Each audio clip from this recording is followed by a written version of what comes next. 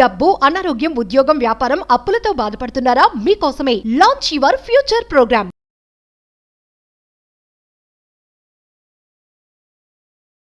నమస్తే కళ్యాణ్ చక్రవర్తి. నమస్తే జయ గారు. డాక్టర్ గారు శిరీష అని మనకు మెయిల్ చేశారండి. చేయండి. వైఫ్ అండ్ హస్బెండ్ మధ్య ఇష్యూనే. సో ఒకసారి కాల్ చేస్తానండి. హలో శిరీష గారండి? అవునండి, ఎవరు? నేను జయాని అందమైన జీవితం ప్రోగ్రామ్ నుంచి కాల్ చేస్తున్నాను. మేడం నమస్కారం మేడం. నమస్తే శిరీష. నమస్తే అండి. బాగున్నారా మేడం? బాగున్నాను. మీ మెయిల్ చూశాను. డాక్టర్ గారికి నేను జస్ట్ ఒక లైన్ మాత్రమే చెప్పాను. మేడం. నాతో పాటు మరి డాక్టర్ కళ్యాణ్ చక్రవర్తి గారు కూడా ఉన్నారు. ఒకసారి మాట్లాడతారా? మాట్లాడతాను మేడం. రైట్. శిరీష నమస్తే అమ్మా. సార్ నమస్కారం సార్. ఎంత వయసు అమ్మా మీది? సార్ నాది వచ్చేసి 27 సార్. Okay okay. మ్యారేజ్ ఎంతకాలం అయిందమ్మా? సార్ నా మ్యారేజ్ అయ్యి 6 సంవత్సరాలు అవుతుంది సార్. పిల్లలు ఎవరు లేరు సార్. ఇంకా మీరు చదువుకున్నారా? నేను ఇంటర్ వరకు చేశాను సార్. సరే సరే. ఇప్పుడు జాబ్ ఏమైనా చేస్తున్నావు అమ్మా? లేదు సార్, నేను హౌస్ వైఫ్ నే సార్. చెప్పు నాన్న, సమస్య ఏంటో చెప్పు. సార్ నా సమస్య మీకు ఎలా చెప్పాలో నాకైతే అసలు అర్థం కావడం లేదు. అసలు నా ప్రాబ్లం ఏంటంటే మా ఆయన ఒకే ఇంట్లో ఉన్నా మాట్లాడాడు. ఏమంటారు, ఒకే ఇంట్లో ఉన్నా నన్ను అసలు పట్టించుకోడు. ఒంటరి దాన్ని, ఒక్కదాన్ని మాట్లాడితే గోడలతోనే మాట్లాడుకోవాలి నేను. అదేంటమ్మా, ఏంటి అసలు సమస్య? అంటే ఇద్దరి మధ్య ఉన్న గొడవ అయిందా? పెళ్లి చూపులకు వచ్చినప్పుడు నాకు తాగడం అంటే నచ్చరు. నేను తాగే వాళ్ళంటే, డ్రింకర్స్ అంటే నాకు చాలా భయం. ఓకే. తాగుతే ఎవరైనా తాగిన వాళ్ళని చూస్తే నాకు షివరింగ్ వచ్చేస్తుంది. నేను భయం వేస్తుంది నాకు. Okay okay. మా నాన్న తాగితే కూడా నేను అసలు ఇంట్లో వాళ్ళకు కనిపించను. ఒక 1 వీక్ వరకు మా నాన్న ముఖం చూడను నేను. అంటే చిన్నప్పటి నుంచి తాగుడు, నాన్న తాగటం, ఇంట్లో సమస్యలు ఇటువంటి వాతావరణంలో పెరిగేవా శిరీష నువ్వు? అంటే మా నాన్న చాలా తాగుతాడు. మా అమ్మని ఎలా అంటే అలా మాట్లాడి తాగనప్పుడు మా నాన్న మమ్మల్ని ఎంత ప్రేమగా చూసుకుంటాడంటే. ఆ బాధల్లో పెరిగేవు. తాగనప్పుడు ఉండేటటువంటి తండ్రి, తాగిన తర్వాత ఉండే తండ్రిల మధ్యన ఉండే వ్యత్యాసం బాగా దగ్గర నుంచి చూడటం వల్ల పెళ్లికి ముందు అయితే మాత్రం ఖచ్చితంగా తాగేటటువంటి భర్త అయితే నాకు రాకూడదు అని అనుకున్నావు. ఆ కండిషన్ అతనికి చెప్పేవమ్మా? పెళ్లి ముందు అయితే నాకు అలవాట్లు లేవనే చెప్పారు సార్. సరే ఓకే. అలవాటు అయితే లేదు, ఎప్పుడు ముట్టుకోలేదు. సరే. ఒక రోజు తాగి వచ్చాడు సార్ ఆయన. ఎలా అంటే భయంకరంగా సార్. ఎంతకాలం అమ్మా పెళ్లి అయిన తర్వాత? ఎంతకాలానికి? సంవత్సరానికి సార్. 1 year. ఒక సంవత్సరానికి. ఓకే. అప్పటి వరకు తాగలేదు సార్. చాలా బాగా చూసుకున్నాడు. ఇద్దరు మంచిగా ఉన్నారు. లైఫ్ ని చాలా బాగా ఏది అడిగినా 1 year సరే నాకు happy life. రిస్ట్రిక్షన్స్, నాకైతే ఎలాంటి రిస్ట్రిక్షన్స్ పెట్టలేదు. పెళ్లికి ముందు, పెళ్లి అయిన తర్వాత కూడా నాకు ఎలాంటి రిస్ట్రిక్షన్స్ పెట్టలేదు. చాలా బాగా చూసుకున్నారు. ఎప్పుడైతే ఆయన తాగొచ్చారో నాకైతే చచ్చిపోవడాన్ని అని అన్నంత భయం వేసింది సార్. ఆయన తాగి రావడం వల్ల, తాగి రావడం వల్ల, తర్వాత ప్రవర్తన వల్ల అమ్మా ఊగుతున్నాడు. ఊగుతూ పడిపోతున్నాడు. రోడ్డు మీద పడిపోతూ తూలుతూ వస్తున్నాడు సార్. అలా నేను భరాయించుకోలేకపోయాను సార్ ఆయన ఆ సిచ్యువేషన్ లో చూసి. భయంకరమైన ఏడుపు. నాకు ఎవరు చెప్పుకోవడానికి లేరు. ఎందుకంటే నేను ఇక్కడ ఇంట్లో మేము సపరేట్ గా ఉంటాము. వీధిలో వాళ్ళందరూ చూస్తున్నారు నన్ను. అదేలే. పడిపోతూ తూలుతూ వస్తున్నాడు. బైక్ పార్కింగ్ కూడా చాలా భయంకరంగా, దెబ్బలు లేవు కానీ కింద పడితే దెబ్బలు తగులుతాయి అన్నంత భయంకరంగా తాగొచ్చాడు మేడం ఆయన ఆ రోజు. వీధిలోనే నేను మా ఏరియా గేట్ ముందే నేను ఆయనను నిలదీశాను కాలర్ పట్టుకొని. ఎందుకు నువ్వు తాగొచ్చావు? తాగనని చెప్పావు కదా, నువ్వు పెళ్లికి ముందు ఇచ్చిన నాకు మాట ఏంది అని గట్టిగా కాలర్ పట్టుకొని అడిగేసరికి నన్ను కొట్టాడు మేడం. అందరూ ఒక్కొక్కరు ఒక్కొక్క మాట అంటున్నారు. నేనేదో తప్పు చేశానని, ఎంత టార్చర్ పెడుతుందో అని. తాగిరాని మనిషి, ఎప్పుడు తాగిరాని పర్సన్ ఇప్పుడు తాగొచ్చాడు అని అనేసరికి నేను జీర్ణించుకోలేకపోయాను. ఇంకొకటి ఏంటంటే, నేను ఫ్యూచర్ పైన నాకు చాలా ఆశలు ఉన్నాయి. నా భర్త ఇలాంటి తాగొస్తే చిన్న చూపు చూస్తారేమో. మా అమ్మని ఎంత వేధించాడో నాకు తెలుసు మా నాన్న. ఇంకా వీధులలో తాగి కొట్లాడుకోవడము రోడ్డు పైన. కాదు శిరీష, ఒక మగాడు ఒక్కసారి తాగొచ్చి తూలుతూ బయట ఏదో పరువు తీసే విధంగా ప్రవర్తించినంత మాత్రాన నీ భవిష్యత్ అంతా కూడా అన్యాయం అయిపోతుందమ్మా సార్. ఒక్కసారి తాగినోడు రేపు తాగడానికి మళ్ళీ ఎవరు చెప్తారు సార్? పర్మిషన్ ఇచ్చాను కదా అని రేపు తాగకుండా ఉంటాడా సార్ ఆయన? ఆ తొందరపాటు చర్య, దాని నుంచి నువ్వు రియలైజ్ అయ్యావా, లేదంటే ఇప్పటికీ కూడా నేను రియాక్షన్ కరెక్టేనండి అని అనుకుంటున్నావా? నేను రియలైజ్ అయ్యాను సార్. ఫస్ట్ అయితే రియలైజ్ అయ్యాను. తర్వాత ఏమైంది? అయితే నేను ఇమ్మీడియట్ గా మా తమ్ముడికి కాల్ చేశాను.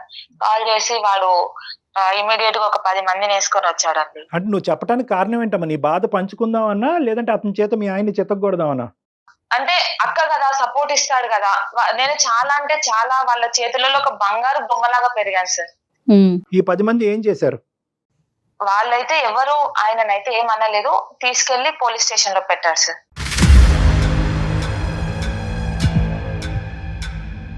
పోలీస్ స్టేషన్ పిఎస్ కి తీసుకెళ్లిపోయారు. ఇలా ఎందుకమ్మా? కొడుతున్నాడు, గృహింస చట్టం అవసరం కింద లేదు. అక్కడ పెట్టేశారు. నేను మా హస్బెండ్ ని విచిత్రంగా ఉందమ్మా. అంటే తప్పు చేస్తున్నాను అని చెప్పేసి నాలో నేను అనుకుంటున్నాను, అసలు నేను కలల కన్నా ఫ్యూచర్ ఏంది, నేను ఇక్కడ పోలీస్ స్టేషన్ లో నిలబడడం ఏంటి. అయితే అప్పుడు తాగుడు కంటే మా ఎక్కువ తమ్ముడు జరుగుతుంది. నన్ను చాలా బెదిరించాడు అనమాట. కేసు పెట్టు, నిన్ను ఎట్లా పెంచుకున్నాం మేము, నువ్వు ఏంది ఇట్లా అది ఇది అని చెప్పేసి చాలా అంటే కళ్ళతో చూపుతో బెదిరిస్తే ఒక పక్క మా ఆయనని చూడాలా లేకపోతే వీడిని చూడాలా నాకు అర్థం కాలేదు ఆ సెకండ్ లో. నేను ఇమీడియట్ గా ఇంకా ఎఫ్ఐఆర్ ఫైల్ చేయగానే పోలీసులు 2 దెబ్బలు కొట్టారండి మా హస్బెండ్ ని.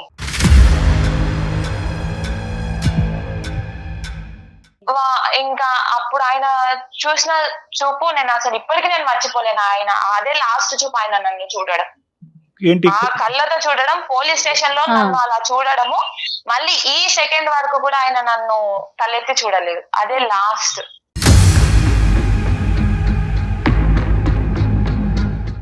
మీ ఇద్దరి మధ్యన ఫిజికల్ బాండింగ్ అనేది కూడా లేదని అనుకుంటా. ఏమీ లేదు సార్. నేను కాఫీ ఇస్తే కాఫీ కప్పు తీసుకుంటే హ్యాండ్ ఎక్కడ టచ్ అవుతాడు అని కూడా ముట్టుకోడు సార్. ఫుడ్ అమ్మా, ఫుడ్ వడ్డించుకుంటాడు, నీ చేత ఫుడ్ వడ్డిస్తాడు, అది కూడా బయటనా? ఒక 10 రోజులు నేను ఆయనకు ఫుడ్ పెట్టాను సార్. అంతే. ఆ పోలీస్ స్టేషన్ నుంచి వచ్చిన తర్వాత తినలేదు ఆయన.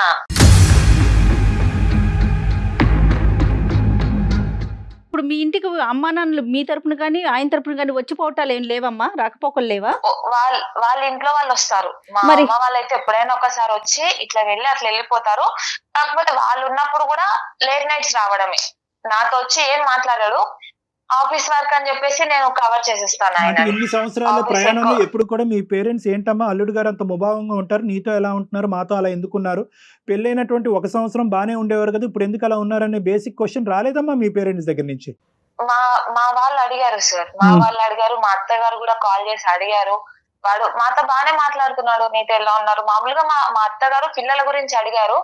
ఆ అత్తయ్య హాస్పిటల్ కి వెళ్తున్నాము, చూపించుకుంటున్నాము అని ఆ మాట చెప్పాను. కానీ ఇంత పెద్ద, ఎందుకంటే ఆ రోజు నేను చేసింది తప్పే కదా సార్. సో ఈ బేసికలీ ఈ మొత్తం అంశం నీకు, నీ బ్రదర్ కి, మీ ఆయనకి, ఆ వీధిలో ఉండేటటువంటి మిగతా వాళ్ళకి తప్ప ఇంకెవరికి తెలియదు సార్. నువ్వేంటమ్మా ప్రతిరోజు ఎందుకంటే అతను చాలా సందర్భాల్లో అడుగుంటావు, ఏమయ్యా ఇలా ఉన్నావు అంటే కనుక అతని దగ్గర నుంచి వచ్చిన సమాధానం ఏంటి? ఏదైనా సమాధానం వస్తుందా? మొబైల్ ఉంటుంది సైలెన్స్.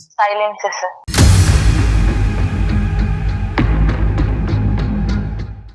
మరి నువ్వు ఏ ఆశతో అమ్మా, అంటే ఏంటి నీ ఆశ ఏంటి? రానున్న రోజుల్లో మనిషి మారుతాడన్నా ఏంటి నీ ఆలోచన ఏంటి, కోరిక ఏంటి? మనిషి మారుతాడనే నమ్మకం ఉంది సార్. ఎందుకంటే 1 year ఆయనతో కలిసి సంసారం చేశాను కదా సార్. ఆ బాండింగ్ నాకు ఇంకా ఇప్పటి వరకు గుర్తుంది కదా సార్. అదే ఆ బాండింగ్ నువ్వు కాలర్ పట్టుకున్నప్పుడు నీకు గుర్తుకు రాలేదు, పోలీస్ స్టేషన్ తీసుకెళ్ళినప్పుడు గుర్తు రాలేదు, మీ బ్రదర్ ని పిలిచి కొట్టించినప్పుడు గుర్తుకు రాలేదు. ఆ బాండింగ్ ఎలాంటి సిచ్యువేషన్స్ లో పెరిగాను మీకు చెప్తున్నాను కదా సార్. నేను మా ఇంట్లో నేను తాగితేనే నేను అసలు ఉండలేను సార్. నేను మా డాడీతో ఒక 1 week వరకు మాట్లాడాను. ఇంట్లో ఏదైనా చిన్న చిన్న పార్టీస్ జరిగితేనే నేను అసలు నా రూమ్ లో నుంచి బయటికి రాను, నాకు ఆ స్మెల్ పడదు. తాగిన తర్వాత మన లోకంలో ఉంటారు, వాళ్ళది డిఫరెంట్ ఆఫ్ వే, వాళ్ళు ఏం చేస్తారో వాళ్ళకి అర్థం కాదు. అంటే ఏంటంటే నేను బంగారంగా పెరిగాను, మా నాన్న తాగొచ్చినా కూడా అద్భుతంగా బాగా చూసుకున్నారు నన్ను అంటే కనుక ఎస్ ఇది ఇంకా బంగారమైన జీవితమేమో, ప్రొవైడెడ్ నువ్వు ఇంకొక అవకాశం ఇచ్చుంటే. నువ్వు ఆ అవకాశం ఇవ్వాలని ఆలోచించలేదు, తొందరపడ్డావు. ఒక్కసారికే మీరు ఎక్స్ట్రీమ్ గా బిహేవ్ చేసేసారు కదా. అంటే కెటాస్ట్రఫిక్ థింకింగ్ అంటారు మేడం చాలా మంది ఆడవాళ్ళు. ఇప్పుడు వాళ్ళెవరో పార్టీ ఇచ్చారని తాగొచ్చారు, రేపొద్దున ఈయన 10 సార్లు పార్టీ రేపొద్దున రాకుండానే అమ్మ రేపొద్దున వస్తే కనుక, రేపొద్దున ఇలా అవుతే కనుక, రేపొద్దున నా భవిష్యత్తు ఇలా అవుతాయి, ఈ ఊహాజనకమైనటువంటి ఆలోచన వాస్తవానికి నిజం అవుతుందో లేదో గానీ అది జరగకముందే నీ జీవితాన్ని ఈ రోజు నాశనం చేసుకుని ఎదుర్కొంటూ కూర్చున్నావు. 5 సంవత్సరాల నుంచి నువ్వు ఒంటరిగా మిగిలిపోయావా లేదా చెప్పండి. దీన్ని కెటాస్ట్రఫిక్ ఒంటరితనం, మనిషి ఉండి ఒంటరితనం, అది ఇంకా దరిద్రం. ఎవరు లేకపోతే ఎవరు లేరు అని అనుకోవచ్చు, కళ్ళెదురుకుంటా మనిషి ఉండి అంతకు ముందు 1 సంవత్సరం పాటు అద్భుతంగా జీవితాన్ని అనుభవించిన నువ్వు ఈ రోజు మనిషి ఎదురుగుంటా ఎలా మారిపోయాడే అని చూసినప్పుడు కల్లా నీకు ప్రతిరోజు ఒక కత్తిపోటు లాంటిదే. చాలా మంది ఆడవాళ్ళకి ఒక్క పాయింట్ చెప్తాను, తర్వాత నువ్వు చెప్పి, కానీ ఉన్న పరిస్థితి బట్టి ఆలోచన కొనసాగాలి అని అంటూ ఉంటాం. దీన్ని యాంగ్జైటీ థింకింగ్ కింద మారకూడదు, కెటాస్ట్రోఫిక్ థింకింగ్ అంటారు. ఏదో ఒక ఆలోచన, ఇప్పుడు ఒకటి సంఘటన కనిపించింది నీ కళ్ళెదురుగుంటా, దాన్ని ఏంటంటే ఆ సంఘటన చుట్టూరునే నీ ఆలోచన ఉండాలి, కానీ ఈ సంఘటనకి, గతంలో నీ జరిగినటువంటి సంఘటనకి, నీ ఎదురింటి పక్కింటి ఆంటీ ఇంట్లో జరిగినటువంటి సంఘటనలకి ముడి పెట్టకూడదు. దీన్ని భిన్నంగా చూడాలి. దీన్ని అక్కడ చాకచక్యంతో, ఆలోచన శైలితో దీనిగానే మార్చుకోవాలి. కానీ అమ్మో మా నాన్న అలా ఉన్నాడు కాబట్టి నా భర్త ఇలా అయిపోతాడేమో, అమ్మో నా భవిష్యత్తు అలా అయింది కాబట్టి ఇప్పుడు నా భవిష్యత్తు ఇలా అయిపోతుందని చెప్పి దీనికి ముడిపడితే కనుక జీవితాంతం భయపడుతూనే సస్తామమ్మా. ఇలా అయిపోతుంది పరిస్థితి. సరే, ఇంతవరకు నేను చెప్పా, మా తరపున నీకు ఎటువంటి సహాయ సహకారాలు చేయగలం. మీరు కౌన్సిలింగ్ ఇస్తారు కదా సార్, ఆయనతో ఒకసారి మీరు మాట్లాడి చూడండి. నాకైతే ఇప్పటి వరకు ఏం మాట్లాడలేదు. నా ఫోన్ ఎత్తారు, నా మెసేజ్ కి రిప్లై ఇవ్వరు. ఆయన వైపు నుంచి ఎలాంటి ఆన్సర్ కావాలి అని మీరు ఎక్స్పెక్ట్ చేస్తున్నారు? ఏం కోరుకుంటున్నారు మీ హస్బెండ్ వైపు నుంచి? మళ్ళీ కలిసి జీవిస్తామని ఒక చిన్న కాదమ్మా ఆశతోనే శిరీష, మీకు ఒకసారి నేను ట్రై చేద్దామని చెప్పి. శిరీష ఒకసారి మాట్లాడదాము. కానీ ఇప్పుడు డాక్టర్ గారు మాట్లాడిన తర్వాత ఒక సారీ గానీ లేకపోతే మీ తప్పు గానీ మీరు ఒప్పుకుంటారా? మరి ఒప్పుకుంటాను మేడం, ఖచ్చితంగా ఒప్పుకుంటాను. ఇలాంటి సమస్య వచ్చినప్పుడు భార్యాభర్తలుగా మీరిద్దరు సెట్ చేసుకోండి. మీ ఇద్దరు సమస్య సెట్ అవ్వకపోతే తల్లిదండ్రుల వరకు వెళ్ళండి, తల్లిదండ్రుల వరకు సెట్ అవ్వకపోతే పోలీస్ స్టేషన్కి వెళ్ళండి అని చెప్తా ఉంటాం. నువ్వేం చేసావంటే ఇక్కడి నుంచి అక్కడ దుంకావు. సో ఈ రోజు ఎటువంటి పరిస్థితి వచ్చింది అంటే కనుక, అమ్మో పోలీస్ స్టేషన్కి ఈడ్చుకుని వెళ్ళినటువంటి నా భర్త రియాక్షన్ 5 సంవత్సరాల పాటు వనవాసం చూశాను కదా నేను. అలాంటిది ఇప్పుడు మళ్ళీ తల్లిదండ్రులు తీసుకెళ్తే కనుక ఇంకెలా ఉంటుంది అనే పరిస్థితి. బేసిక్ అంటే ఏదున్నా కూడా చిన్న ముళ్ళు గుచ్చుకున్న, అమ్మ నాకు ముళ్ళు గుచ్చుకుందని చెప్పేటటువంటి అవకాశం కూడా ఈరోజు నీకు లేకుండా పోయింది.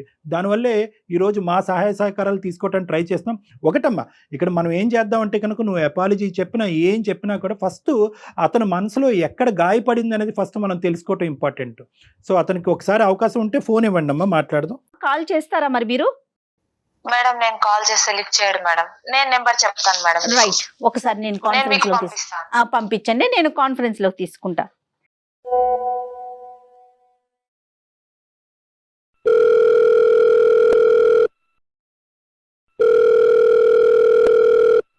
హలో, రాజు గారండి? అవునండి, ఎవరు? నేను జయానండి, అందమైన జీవితం ప్రోగ్రామ్ నుంచి కాల్ చేస్తున్నాను. చెప్పండి చెప్పండి, నాకెందుకు కాల్ చేశారు? ఏం లేదు రాజు గారు, శిరీష గారు మీ వైఫ్ మాకు ఒక మెయిల్ పెట్టారు. అవును, మా వైఫ్ అండి. Yes yes. ఒక్కసారి నాతో పాటు డాక్టర్ కళ్యాణ్ చక్రవర్తి గారు కూడా ఉన్నారు.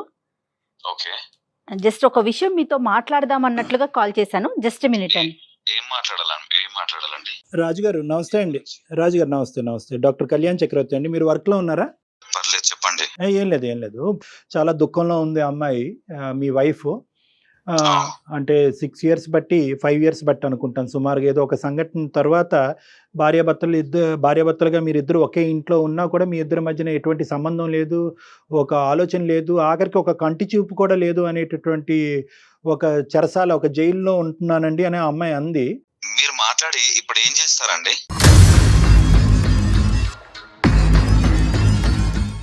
నేనేం చేస్తానని అనట్లేదు రాజుగారు. నేను ఏమంటున్నానంటే 5 సంవత్సరాలు బట్టి కనుచూపు కూడా మాట పక్కన పెట్టండి, కనుచూపు కూడా లేనటువంటి భర్త, నేను దగ్గరికి వస్తేనే చేదరించుకునే భర్త, నా చేతి వంట కానీ నా కాఫీ మంచినీళ్ళు కూడా తాగినటువంటి భర్త, ఏ కారణం చేత ఏం జరిగిందో మీకు తెలుసా? అందుగురించే మీకు చేశాను రాజుగారు. ఒకసారి నేను తాగాను అని చెప్పింది, మీరు మీకు చెప్పిందో లేదో నాకు తెలియదు. చెప్పాను. తాగాను, కొట్టాను. సమాజంలో ఇక్కడ తాగట్లేదా? భర్తలు భార్యలను కొట్టట్లేదా సార్? చెప్పండి. లేదు అలా కాదు, ఆ అమ్మాయి హైపర్ గా రియాక్ట్ అయింది, అది నేను కాదనట్లేదు. మీరు ఎందుకు ఆ రోజు సంవత్సరం వరకు బాగున్న రోజు మీరు ఎందుకు ప్రామిస్ బ్రేక్ చేశారు? లేదంటే ఇలా ఫ్రెండ్స్ తోనే ఎక్కడో ఒక పార్టీ ఉంది, ఒక్కసారికి తాగుతాను అనేటటువంటి ఆలోచన ఆ అమ్మాయికి ముందే చెప్పారా? ఆ అమ్మాయి కంగుతుంది, హైపర్ గా రియాక్ట్ అయింది, చుట్టుపక్కల వాళ్ళందరూ కూడా అది ఇది అని చెప్పి నూరు పోసారు ఆ అమ్మాయి మైండ్ లో. ఆ అమ్మాయి కాలర్ పట్టుకుంది, మీరు చేయి పెట్టి కొట్టారు, వాళ్ళ తమ్ముడు వచ్చారు, పోలీస్ స్టేషన్కి వెళ్ళారు. మీరు ముందుగానే ఎందుకు ఆ అమ్మాయికి చెప్పలేదు? సార్ పెళ్ళైనా ఒక 6 నెలలు నేను అప్పటి వరకు నేను ఎంత బాగా చూసుకున్నాను ఏంటనేది ఒక చిన్న ఒకేషన్ వచ్చి చిన్న పార్టీ ఉండి నేను తాగడం అక్కడ జరిగింది. దానికి ఎక్స్క్యూజ్ చేయలేదు సార్? చేయలేదా? కరెక్ట్ రాజుగారు మీరు చాలా బాగా చూసుకున్నారని చెప్తా ఉంది తను కూడా. అది అందులో అసలు ఎటువంటి సందేహం లేదు. ఆ పార్టీకి వెళ్తున్నారని చెప్పారండి, పార్టీకి వెళ్తున్నారు ఫ్రెండ్స్ తో ఇలా తాగే పరిస్థితి ఉంది. ఎందుకంటే ఆ అమ్మాయి యొక్క రియాక్షన్ అంతకు ముందు కూడా చెప్పుకుంటుంది. వాళ్ళ ఆఫీస్ నుంచి డైరెక్ట్ అక్కడికి వెళ్ళిపోయాను. Okay. ఇదంతా తనకి ఇప్పుడు చెప్పే వచ్చిన అవకాశం తర్వాత లేదు. అర్థం చేసుకొని చెప్దామని నేను అనుకునే గ్యాప్ లోనే ఓపిక అనేది ఒకటి ఉంటుంది సార్. Correct. అది లేనప్పుడే ఏదో ఇలా జరుగుతుంది సార్. కానీ ఒకే అంశం నేను అడుగుతానండి. అంటే ఒకే అంశం నేను ఒక సింగిల్ క్వశ్చన్ అడుగుతాను, తర్వాత మీరు కంటిన్యూ చేద్దరు. కానీ రాజు గారు, మీ భార్య పెళ్లికి ముందు మీతో చెప్పినప్పుడు ఈ తాగుడంటే సిగరెట్ అంటే నాకు అసహ్యం, ఎందుకంటే దానికి ఉన్నటువంటి బలమైనటువంటి కారణం మా నాన్న తాగినప్పుడు మా అమ్మ నాన్న తాగి కొట్టుకుంటున్నప్పుడు అది చూడలేక ఇంకా జీవితంలో దాన్ని తాగేటటువంటి వ్యక్తి నాతో పాటు ప్రయాణం చేయకూడదు అనేటటువంటి ఉద్దేశం, ఆ ప్రామిస్ మీ దగ్గర నుంచి తీసుకుందా లేదా? నెంబర్ 1.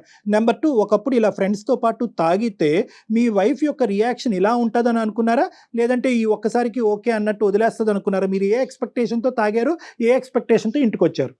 సార్ ఇప్పుడు మీరు తాగడం దాన్ని ఇప్పుడు హైలైట్ చేస్తున్నారా? లేదు, హైలైట్ చేయట్లేదు, ప్రామిస్ని హైలైట్ చేస్తున్నాను. బిఫోర్ మ్యారేజ్ మీరు మాట్లాడుకున్న విషయాన్ని హైలైట్ చేస్తున్నారండి, అంతే. సార్ ఇప్పుడు ఏదైతే నేను తాగిన మాట, అవన్నీ కొట్టిన మాట, ఇది నిజమే. ఒక చిన్న రిలాక్సేషన్ కోసం అని చెప్పి నేను తాగడం జరిగింది సార్. కేవలం నా భార్య వల్లే సార్. నేను ఇప్పటికీ తాగుతాను సార్, నేను తాగుతాను.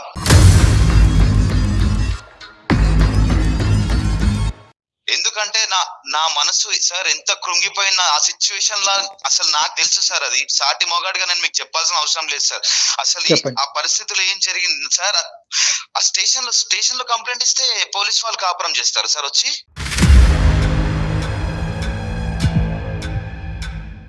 స్టేషన్ లో కంప్లైంట్ ఇచ్చింది, వాళ్ళ మధ్యలో నన్ను నిల్చోబెట్టింది, అతను నా మీద నా కాలర్ పట్టుకున్నాడు, నన్ను గెంటేశాడు. అంత మంది ముంగడ నా పరువు పోయింది, నా ఇజ్జత్ పోయింది. ఇప్పుడు సార్ ఒక్కటి సార్, పరువు అన్నా ప్రాణం అన్నా రెండు ఒకటే సార్ నా దృష్టిలో. పోతే తిరిగి రావు సార్, మళ్ళీ తిరిగి రావు అవి.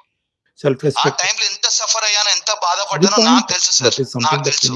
కరెక్టే, కానీ అదే మనసులో ఉంచుకొని నేను ఇలాగే ఉంటాను అంటే అది వైఫ్ అండ్ హస్బెండ్ రిలేషన్ కదండి, ఫ్రెండ్స్ కాదు కదా. For example first of all ఏంటంటే అతను ఎందుకు ఇలా చేశాడు, ఎందుకు ఇలా ప్రవర్తించాడు అనేది, ఆ అమ్మాయి ఎలాగైతే కనుక ఎందుకు నా భర్త ఇలా ప్రవర్తిస్తున్నాడు అనే సమాధానం గురించి వెయిట్ చేస్తుందో, ఇతను కూడా ఏంటంటే ఇతని ప్రవర్తనకి ఒక సమాధానం చెప్పాలి అనే విధంగా ఇంతకాలం వెయిట్ చేస్తున్నాడు. సో ఏంటంటే ఫస్ట్ సెక్షన్ ఏంటంటే కనుక, ఎందుకు ఇతను రాక్షసుడా, ఇతను ఏమైనా శాడిస్టా, అందరినీ ఇలా ఆడుకు చంపే దొబ్బే వ్యక్తి అయితే కాదు కదా. సో ఫస్ట్ ఆఫ్ ఆల్ ఏంటంటే ఎందుకు నా మనసు, అతను ఒక చాలా మంచి మాట అన్నాడు, నా యొక్క సెల్ఫ్ రెస్పెక్ట్ అయినా నా ప్రాణం అయినా ఒకటే, సెల్ఫ్ రెస్పెక్ట్ పోయిన రోజు నా ప్రాణం కూడా పోయినట్టే అని చెప్పి.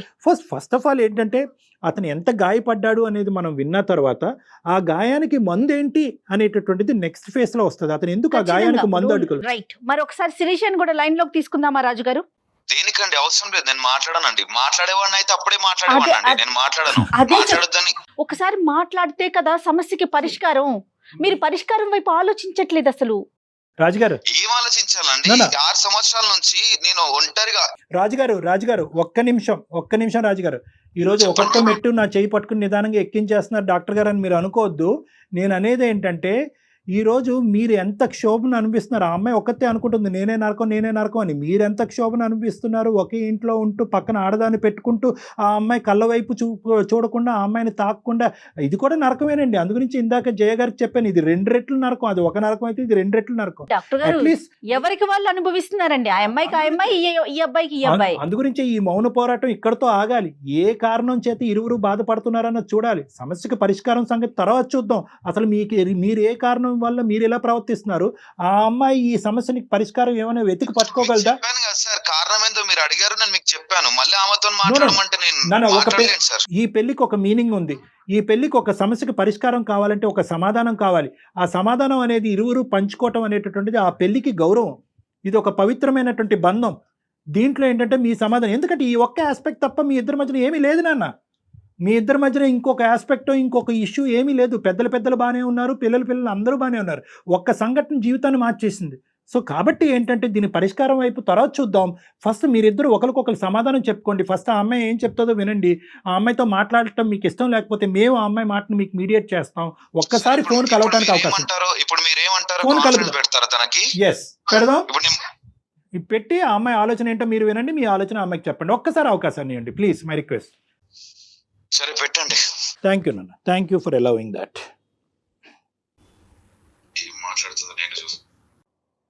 హలో శిరీష, మేడం అమ్మ రాజుగారు లైన్ లో ఉన్నారు మీ హస్బెండ్. అయితే ఒకసారి శిరీషతో మాట్లాడండి. అమ్మ శిరీష నువ్వు మాట్లాడమ్మా, మీ ఆయనతో చాలా కాలం అయింది కదా మాట్లాడి. ఒకసారి మాట్లాడి, నీ మనసులో ఉన్న బాధ ఏంటో. అతను చాలా కష్టం మీద మనకి పర్మిషన్ ఇచ్చారు, ఒకసారి మాట్లాడు. హలో, చెప్పు. ఎందుకు మాట్లాడడం లేదు రాజు? నేను చేసిన తప్పేంది రాజు? నీకు తెలీదా? నేను చెప్పాలా నీకు మళ్ళీ? నేను ఏం చేశా రాజు? నేను నీకు ఫస్ట్ పెళ్లికి ముందే చెప్పాను కదా రాజు, నాకు తాగితే నచ్చదు అని. తాగితే నేను బరాయించుకోలేను, తట్టుకోలేను అని కూడా చెప్పాను కదా రాజు. అయితే ఆ మాత్రం అంటే తాగినందుకు ఆ మాత్రం దానికి స్టేషన్ దాకా వెళ్ళిపోతావా? మీ ఇంట్లో మొత్తం చెప్పి ఇజ్జత్ మొత్తం తీయడానికి రెడీ అయిపోతావా? రాజు నేను ఇంట్లో వాళ్ళకి మా తమ్ముడికే కదా రాజు చెప్పింది, మా ఇంట్లో వాళ్ళకి ఎవరికి అవును, మీ తమ్ముడు ఏమన్నా నాకు అర్థం కాదు అసలు ఏంది. మీ తమ్ముడు ఏమన్నా అనుకుంటుండా లేకపోతే ఏంది? మీ తమ్ముడిని చెప్పుడు ఏంది నువ్వు? మీ తమ్ముడు నాకు ఫోన్ చేసి మా అక్కని ఇట్లా చూసుకుంటలేమంట ఏంది ఇవన్నీ? నన్ను అడుగుతాడా మీ తమ్ముడు? ఎన్ని సంవత్సరాలు అయింది రాజు నువ్వు నాతో మాట్లాడక? ఒక్కసారైనా నాతో మాట్లాడాలని లేదా నీకు? మస్తు అమాయకంగా మాట్లాడుతున్నావు, ఏం తెలియనట్టు. అబ్బా, అవార్డు ఇవ్వచ్చు నీకు. ఏం గుర్తు అంతే మర్చిపోతారు ఏంది? నాకు అర్థం కాదు మనుషులు.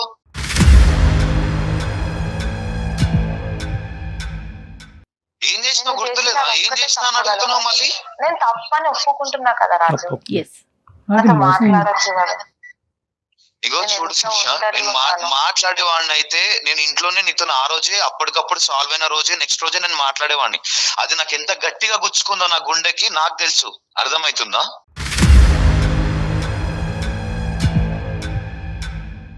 సారీ చెప్తున్నాను కదా రాజు, ఆ రోజు తప్పు చేశాను. నేను ఆ రోజు అలా రియాక్ట్ అయ్యాను. నేను చెప్పకుండా చేస్తే తప్పు కదా. ఏంటి తప్పు? ప్రతి ఒక్కరు చేస్తారు. నేను చేసినప్పుడు నువ్వు క్షమించావా? నేను ఏదో లైట్ గా నేను ఆ రోజు లేట్ వచ్చినందుకు నువ్వు ఎందుకు లేట్ వచ్చావు అని చెప్పి నా కాలర్ పట్టుకుంటావు నువ్వు. నేను తప్పు చేశాను. చిన్న విషయం తీసుకోలేకపోయాను రాజు అట్లా. నేను అసలు అలా చూడలేకపోయాను. నేను నా ఫ్యూచర్ ప్లాన్స్ అన్ని కొలాప్స్ అయిపోయా అనుకున్నాను అక్కడే. నేను ఏమైనా చెప్పు శిరీష, నీకు ఒక్కటే మాట చెప్తా. నువ్వు ఎప్పుడైతే స్టేషన్ పోయినావో అప్పుడే నాకు నా మనసు ఇరిగిపోయింది.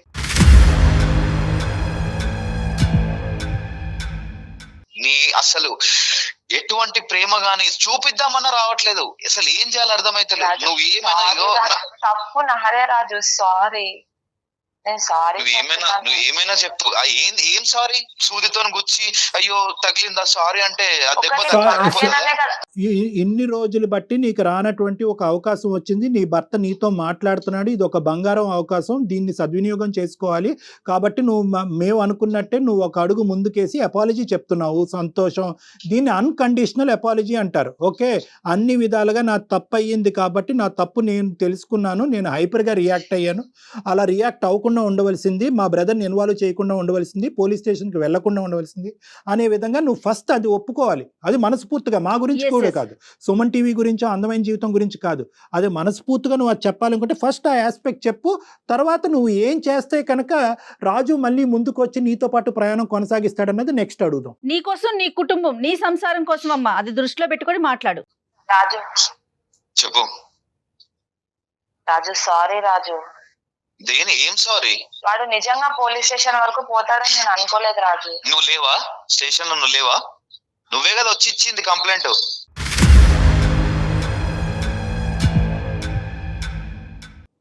అన్ని తనే రాజు. ఒక్క నిమిషం శిరీష, ఒక్క నిమిషం. ఆ అమ్మాయి కావాలని చేసిందా, తెలివి తక్కువతనంతో ఇమ్మెచ్యూరిటీగా చేసిందా అనేది ఒక్కసారి ఆలోచించుకో. నేనైతే మాత్రం 210% తెలియక చేసింది, అనాలోచితంగా చేసింది, చుట్టుపక్కల వాళ్ళు ప్రేరేపించడం వల్ల చేసింది. కాబట్టి ఆ సబ్జెక్ట్ని ఇక్కడితో వదిలేద్దాం. ఆ అమ్మాయి అన్కండిషనల్ అపాలజీ 100 సార్లు చెప్పింది.